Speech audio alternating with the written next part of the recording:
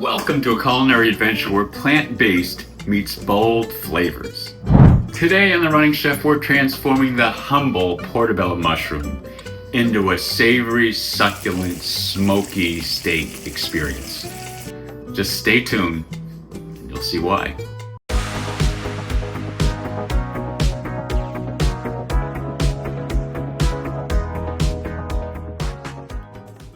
The secret ingredient: liquid smoke. Just a few drops of this transforms the mushrooms into a smoky, succulent, just utterly satisfying steak. So, whether you're a seasoned vegan or just exploring meatless options, this dish will tantalize your taste buds. If you're preparing it for someone else, it will certainly impress your dinner guests. So get ready, let's dive into crafting the ultimate Portobello mushroom steak. First thing we're going to do is clean the mushroom caps. You can use a damp paper towel, soft cloth, or sponge to gently wipe the mushroom caps, removing any dirt or debris. Now, the dark gills under the cap are edible, but can release a muddy color and slightly bitter taste into dishes. To remove them, you're going to use a spoon and just gently scrape the gills from the underside of the cap. Twist the stem to pull it out. Then repeat the process. Grab a knife to score your mushrooms. This makes shallow cuts or slits on their surface, and it can significantly enhance the marination process by increasing the surface area and allowing the marinade to penetrate more deeply. This technique is partially beneficial for larger or denser mushrooms like the Portobello. It's also one of the reasons I don't feel that I need 15 minutes to marinate the mushrooms. 5 to 10 works. Next, let's prepare our marinade. We'll start with 2 tablespoons of olive oil,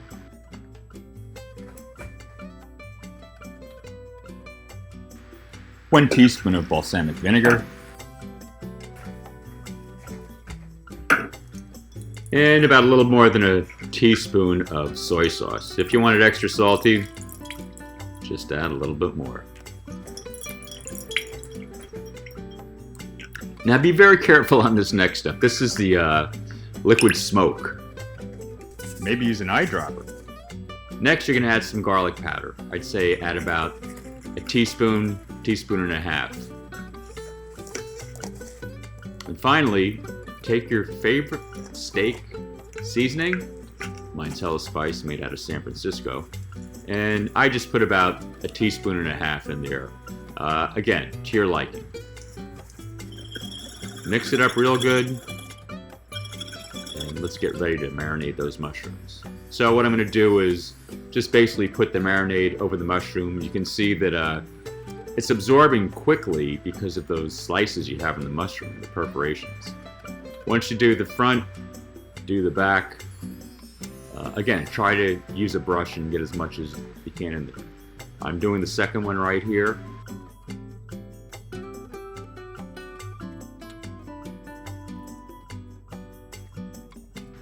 I just took the last bit and just dumped it in the underside of the Portobello. So there you go, the marinade. Just spread it around the surface area and let's get ready to cook. Okay, now let's get our preheated pan. Put some olive oil in there, find some vegan butter, a couple tablespoons, smooth it around, mix it so this isn't going to burn. And then we're going to add our Portobello mushrooms top side down. We're going to keep them in there, let them simmer for a while. You're going to have your heat probably around medium, maybe a touch below depending on your oven, your range. And you can see it's got nice coloring right off the bat. I'm using my spatula here just to spread these out. I want as much surface area of that mushroom cap on the stove. So whatever it takes, get it mashed down, make it look good. Look at that. It looks really nice. I mean, the coloring on there, very nice. You're going to gently turn these over. They're very delicate, so just be very careful. You don't want to mess up your work of art. Then we're going to go to the oven. We're going to preheat that to 390. I'm using a convection bake setting. And it's time to put those in the oven, middle rack. Get those settled. Looks really nice right now. And let's set that for 15 minutes. Here's my oven camera. Taking a quick look at it. Time lapse. 15 minutes is over. Look at that. Those things just cooked so perfectly. Look at those. The coloring on it, the edges.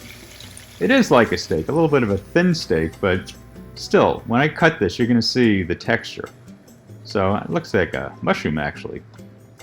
Let's take these out, set them on the cutting board. I'm going to let them rest a little bit, but I'm going to cut into it. Look at that, a nice firm cut. It shouldn't cut like butter. That's exactly how it should look. As you turn it around, you can see where your score marks were and how the marinade penetrated that. And that flavor went right into the middle of the mushroom. Look at that. Nice texture, you can see it right there. And you'll also see in this cut that it's still very hot. I mean, you can imagine, you can't smell it over there, but I'm getting a nice whiff of the vapors, the hickory smoke flavoring. And it looks very good to me. This came out perfect. And take a look at this piece. Does that look like a nice seared steak to you or what? The coloring's perfect. Again, this came out very well, I must say. Now it's time to use your imagination as to how you're gonna set this steak up. You could have mashed potatoes, French fries, anything, rice. I'm gonna take my stab at a quick meal. I'm gonna make some sautéed spinach with some cherry tomatoes. And as you probably know, this only takes a couple of minutes. This spinach is going to wilt down very quickly. The coloring is going to be very nice. The aroma of the garlic and the tomatoes is very good. And let's see how this looks once it's plated. Very good.